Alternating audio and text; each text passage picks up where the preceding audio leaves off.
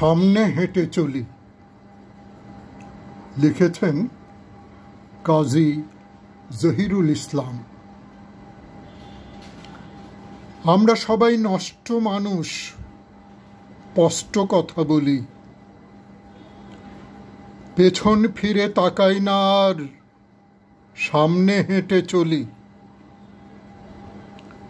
চড়ছি না রোজ যানবাহনে, পায়ের নিচে মাটি, সকাল দুপুর সন্ধ্যা বিকেল সমস্ত দিন হাঁটি।